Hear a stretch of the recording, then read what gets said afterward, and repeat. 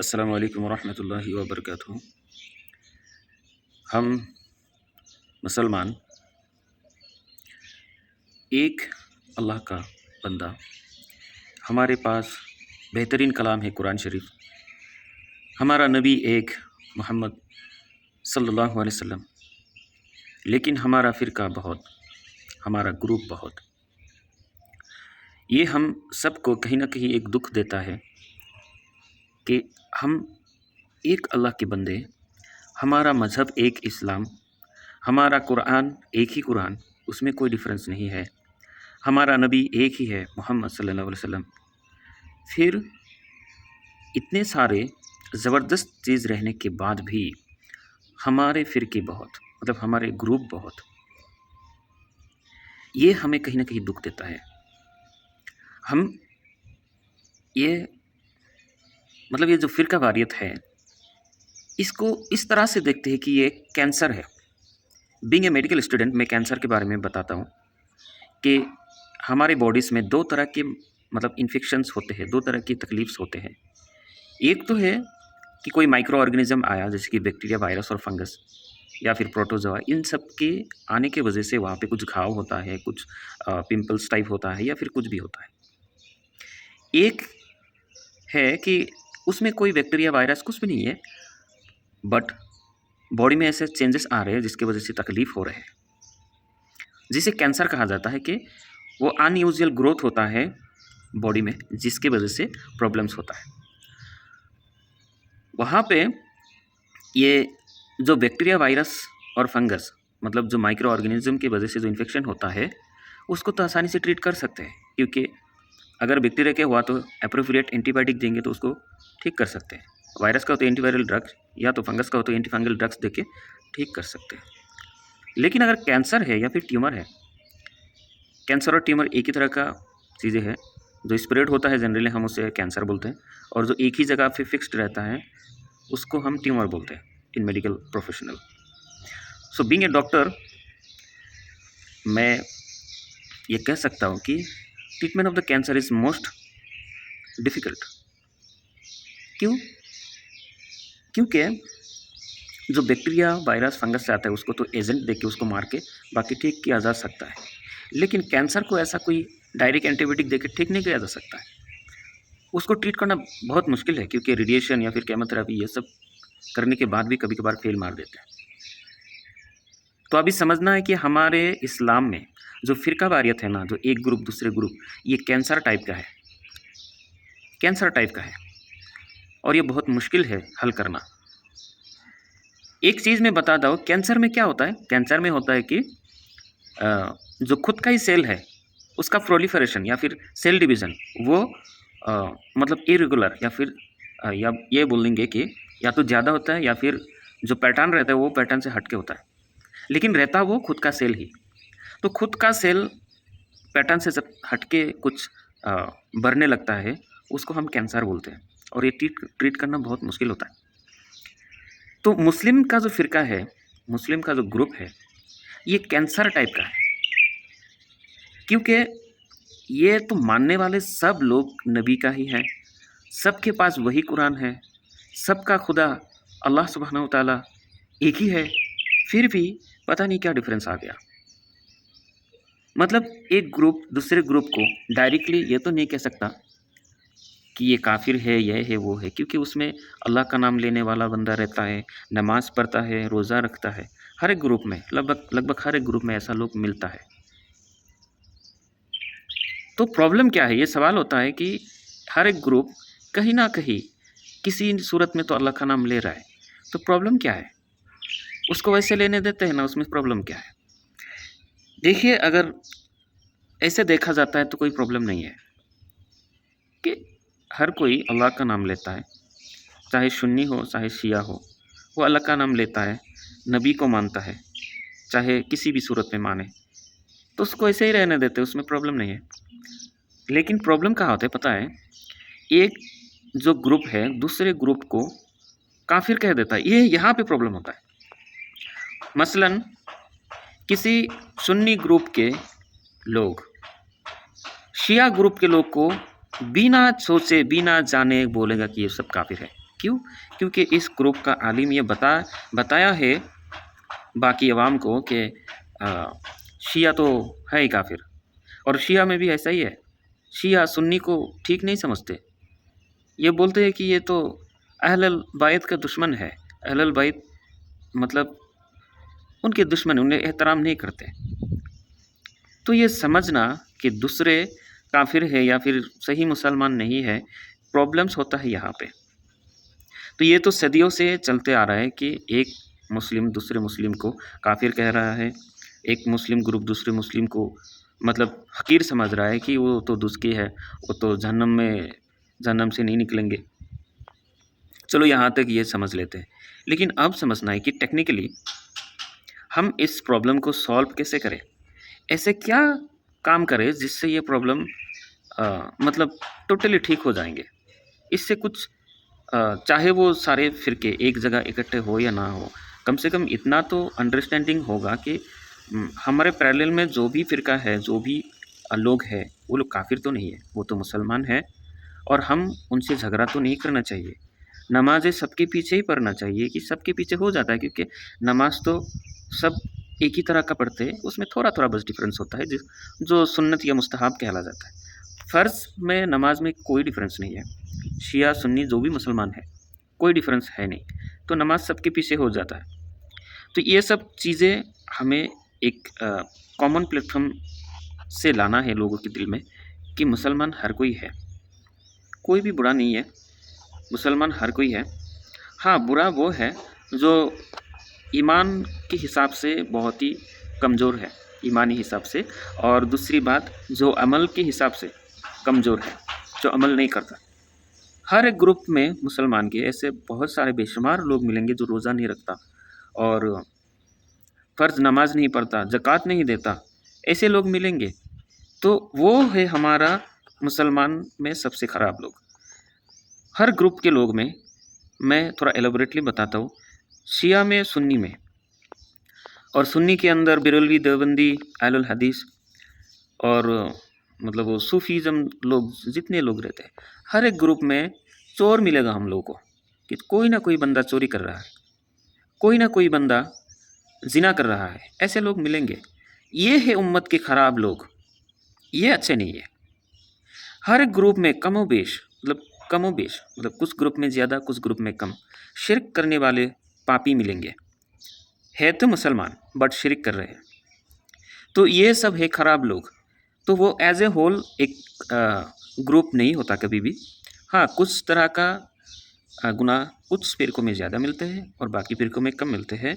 कुछ अलग तरह के गुनाह, जैसे कि शिर्क का जो बू है ना, वो जो बेरलवी हजरात है उसमें ज़्यादा मिलता है, और बिदात का जो सिलसिला है ना, वो बेरलवी और देवबंदी में ज़्यादा मिलता है।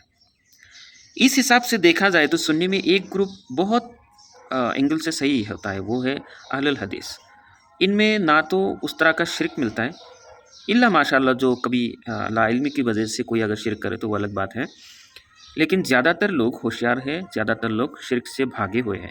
इसमें बिदात भी बहुत कम मिलता है या फिर मिलता ही नहीं है, क्योंकि ये लोग उस तरह का मतलब आँख बंद करके चलने वाला नहीं होता है। और ये सही है कि हमें थोड़ा होशियार होके अपने मामलात को संभलना है, क्योंकि इस्लाम कोई भी कुछ बोल दिया ऐसे नहीं चलता है, क्योंकि इस्लाम के नाम पे दुनिया में जितने झूठ है ना, वो शायद कहीं पे मिले। क्योंकि हमें कोई भी अगर कोई भी झूठ बोल दिया तो उसका रिजल्ट तो अभी नहीं दिख रहा है, क़यामत के दिन दिखेगा कि किसने कितना काम डाला था, तो अभी नहीं दिख रहा है। बस कोई कुछ भी बोल दिया तो उस पर हम बिलीव कर रहे हैं। तो इसीलिए हर एक को मुसलमान समझना है और एक दूसरे की जो गलती है उसको पॉजिटिवली हाईलाइट करना है और उसको बोलना है, एक दूसरे को दावत देना है कि आप सही चीज़ों का मुतालबा करें और दीन का सही ये बहुत एक सवाल होता है कि हम तो फिर क्या करें। ग्रुप तो हो गया, बहुत सारा ग्रुप हो गया, शिया सुन्नी, इसमें बहुत सारे ऑफशूट मिलता है। तो हम इस कैंसर को कैसे ट्रीट करें कि हम सफल हो जाए या फिर हम सही रास्ता मिल जाए हम लोग को। एक चीज़ मैं बोलूँगा यहाँ पे किसी का लिहाज ना करे। कैंसर का सही दवा इस्लाम में है कुरान शरीफ का समझना। जितने जनरल बंदे हैं ना हम लोग, चाहे किसी भी फ़िरके से ताल्लुक़ रखते हैं, हम अगर कुरान शरीफ को एक-एक आयत समझेंगे बिना आलिम के या फिर आलिम के साथ, ये फ़र्क नहीं पड़ता कि मैं आलिम के साथ बैठ के पढ़ता हूँ या आलिम के बिना पढ़ता हूँ। अगर मैं किसी भी आयत को समझता हूँ, तो वो आयत मुझे मेरे दिल में जो गलत तसव्वुर है ना इस्लाम के, जो कैंसर कहला जाता है, वो ठीक होने लगेंगे। मैं एक चीज़ बोलता हूँ कि ये जो इस्लाम में मैं कैंसर बोला कि ये फ़िरका वारियत कैंसर है। कैंसर मैंने पहले डिफ़ाइन किया था कि कैंसर क्या है? इर्रेगुलर ग्रोथ और जो ग्रोथ नॉर्मल स्ट्रीम से हट के ग्रोथ होता है बॉडी में, उसको हम कैंसर बोलते हैं। तो इस्लाम में सिमिलरली इस्लाम में ये कैंसर क्यों है कि एक चीज़ तो है इस्लाम जो फिक्स्ड है और ये मतलब आइडेंटिकल है, आइडेंटिफाइड है, ठीक है? और उसमें मिक्स्ड है कुछ ऐसे चीज़ हर एक फ़िरके में जो एक्स्ट्रा ऑर्डिनरी है, मतलब इस्लाम से बाहर है। कुछ चीज़ें ऐसे हैं जो इस्लाम में ज़रूरत नहीं है या फिर फ़ुज़ूल की बात है या फिर वो अलग चीज़ है जो मिक्स करके इस्लाम के साथ मिला के उसको पेश किया जा रहा है। मैं थोड़ा इसको एलाबोरेटली एग्जांपल देके बताता हूँ। फॉर एग्जांपल तबलीग जमात में जो देवबंदी का एक निज़ाम है दीन को फैलाने के लिए, ठीक है? उसमें बुक यूज़ किया जाता है फ़ज़ाइल अमल, फ़ज़ाइल सदक़ात, फ़ज़ाइल हज।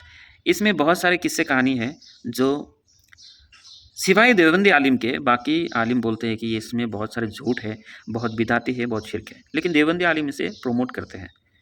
तो ये अभी ये बहुत बड़ा मुश्किल काम है कि देवबंदी जो पेश करते हैं फ़ज़ाइल अमल, इससे दावत फैल रहा है।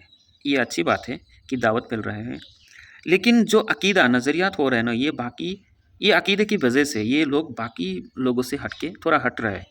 लेकिन मेन चीज़ तो एक है, अकाईद तो मतलब 90% दीन तो सबके साथ एक ही मिलता है, लेकिन ये जो 10% है अलग से कुछ घुस रहा है ना दिमाग में, तो इसकी वजह से वो ये तबलीग जमात के लोग बाकी लोग से थोड़ा अलग एक रो पे, अलग एक जगह पे जाके खड़े होते हैं। इनके अकाईद व नज़रियात थोड़ा अलग से हो जाते हैं, बाकी से थोड़ा अलग हो जाते हैं।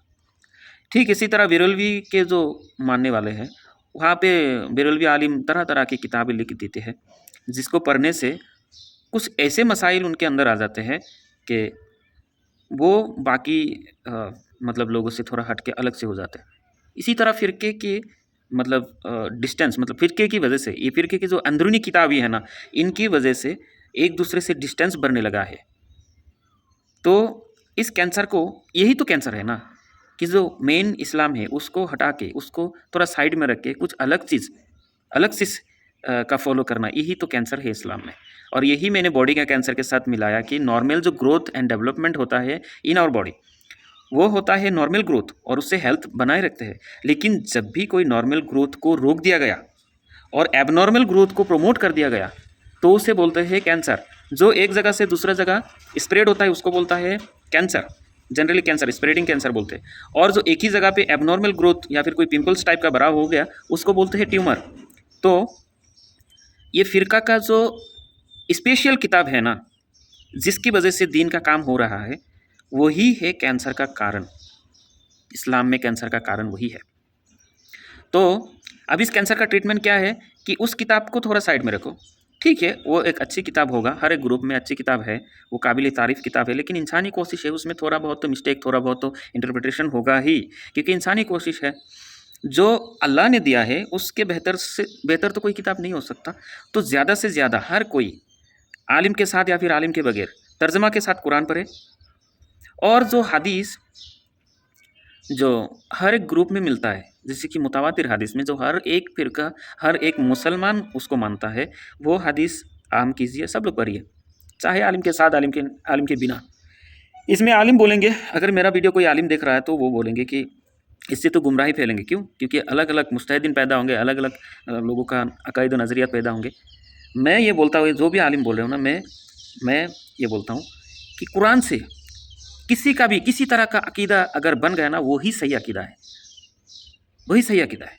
और बाकी एक फ़िरका का जो स्पेशल अकीदा होता है ना, दूसरे फ़िरके से जो नहीं मिलता है ना, वो अकीदा उस फ़िरके के लिए सही होता है, बाकी सारे फ़िरके के लिए गलत होता है। तो उस अकीदा का कोई वैल्यू नहीं है। कुरान से जो अकीदा आ रहा है ना, सबके पास एक ही है, सबके पास एक ही है कुरान से जो अकीदा है। और अगर कुरान एक ही आयत पढ़ के दो बंदा दो तरह का समझ रहा है ना, वो दोनों से ही माना जाएगा, क्योंकि अल्लाह ने कुरान नाजिल किया और लोगों ने पढ़ रहा है, तो जो भी समझ में आएगा ना वही इस्लाम है, चाहे दो लोग दो समझे। लेकिन फिरके का जो स्पेशल किताब है ना, उसको थोड़ा साइड में ना करे तो ये फिरकावारियत कभी नहीं खत्म होगा, ये झगड़ा और ज़्यादा बढ़ेगा और मुसलमान बर्बादी में जाएंगे, मुसलमान बर्बादी की तरफ जाएंगे। क्योंकि हम लोग बस ये झगड़ा ही करते रहेंगे, एक मस्जिद दो मस्जिद, ये मुनाजरा ही करते रहेंगे, ये सब तो नहीं होना चाहिए ना। किसी भी मस्जिद में जाओ, किसी भी फिरके की जाओ, वो जो कि नमाज़ पढ़ो, कोई रफेदैन करके नमाज़ पढ़े वो भी मेरा दोस्त है, वो भी मेरा भाई है, मैं भी उसका गला लगाऊंगा। कोई रफेदैन की बिना नमाज़ पढ़ रहा है उसको भी मैं गला लगाऊंगा। ये अंडरस्टैंडिंग तो होना चाहिए ना सबके पास। कोई मतलब सूरह फातिहा के बाद मस्जिद में ज़ोर से आमीन पढ़ रहा है, मैं उसको गले लगाऊंगा। कोई आहिस्ता पढ़ रहा है, मैं उसी को भी गला लगाऊंगा। ये तो ब्रॉड माइंडेड होना चाहिए ना, कि जो भी नबी का मानने वाला है, कलिमा कलिमा जिसके पास है वो मेरा भाई है, चाहे वो शिया भी क्यों ना हो, मैं उसको गले लगाऊंगा यार, मैं उसके गले लगाऊंगा, मैं उसको सलाम करूंगा, मैं उसके साथ चलूंगा बैठूंगा, एक साथ खाऊंगा पीऊंगा। ये ब्रॉड माइंडेड, मतलब इतना ब्रॉड माइंड तो होना चाहिए सबके पास, हर एक मुस्लिम के पास होना चाहिए। जो गलती है उसको सुधारने का, ये जो कैंसर है ना, इसको सुधारने का एक ही तरीका है, कुरान शरीफ पढ़ते हैं सब लोग तर्जमा के साथ। आलिम लोगों ने तो कर दिया ना तर्जमा, हम लोगों के लिए किया है, हम आम बंदे के लिए किया है कि हम लोग पढ़े और इस्लाम को समझे, अल्लाह को समझे कि अल्लाह कहना क्या चाहता है हम लोगों को। तो जब अल्लाह का कलाम हम लोग पढ़ेंगे तो हमारे जो विश्वास का जो पिलर है ना, वो इतना एक्यूरेट होगा कि सबके साथ एक ही मिलेगा, और 90% जो हमारा इख्तिलाफ है वो ख़त्म हो जाएगा, ख़त्म हो जाएगा। और बाकी अगर थोड़ा बहुत इधर उधर रहता ही है कि कोई इमाम अबू हनीफ़ा रहमतुल्लाह अलैह के फॉलोअर है और वो नमाज के टाइम में रफ़ेदैन नहीं कर रहा, हाथ नीचे बांध रहा है, तो फिर भी वो मेरा भाई है, फिर भी वो मेरा भाई है। कोई अगर इमाम शाफ़ी के मानने वाले है और नमाज के दौरान वो हाथ मतलब सीने पे बन रहा है और रुकू में जाते वक्त, रुकू से उठते वक्त रफ़ेदैन कर रहा है, आमीन ऊंचा बोल रहा है सूरतुल फातिहा के बाद, वो भी मेरा भाई है, मैं उसके साथ भी गले मिल के रहूँगा। तो इतना अंडरस्टैंडिंग होना चाहिए, ब्रॉड माइंडेड होना चाहिए सब लोग। आओ मिलते हैं, इस कैंसर को ख़त्म करते हैं इस्लाम की। जो हम झगड़ते हैं रोज़मर्रा की ज़िंदगी में कि वो देवबंदी है, वो तो दुज़की है, वो बेरलवी है, वो तो दुज़क में चला गया, वो अहले हदीस है, ये तो अंग्रेज़ का पैदावार है, ये सब जो गाली है ना, अदबी गाली, ये सबको हटाते हैं और एक दूसरे के साथ गले मिलते हैं। अस्सलामु अलैकुम व रहमतुल्लाह।